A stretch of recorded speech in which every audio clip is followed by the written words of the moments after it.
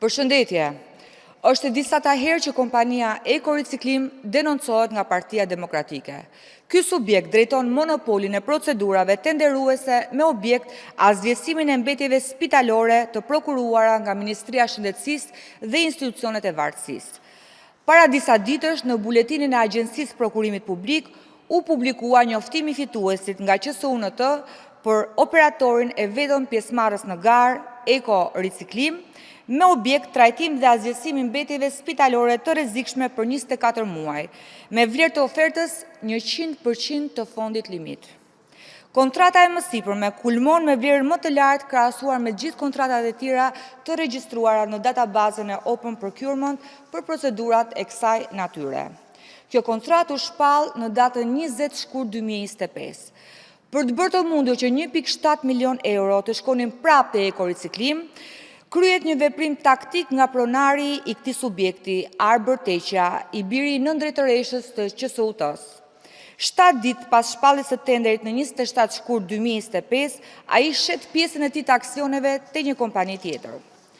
Në garën për këtë tender mori pjesë vetëm ky ofertues dhe në mungesë konkurrence, sigurisht ai u shpall fitues. Oferta ishte plot 100% e fondit limit ose fiks 1.7 milion euro me të VSH. Si pas spending data, vetëm me Eko Riciklim, Arbër Teqja ka përfituar 5.6 milion euro për kontrata publike nga Ministria e Shëndetësisë dhe institucionet e varësisë, përfshirë QSUNT, ku EMA punon si nëndrejtoresh.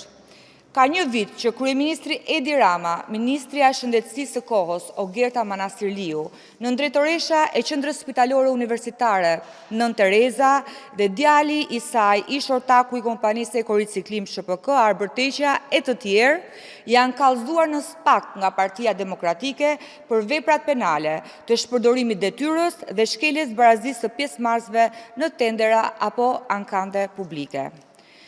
Deri tani, asnjë reagim nga SPAK.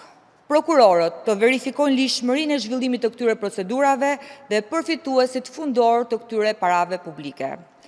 Pas një viti nga denoncimi i kallëzimit penal në SPAK dhe pas disa denoncimesh të vazhdueshme të Partisë Demokratike, fenomeni nuk është ndalur. Vijohet me gjoja gara publike duke keq menaxhuar fondet publike. Atëherë, çfarë emri duhet i vendosim këtyre prokurorëve special?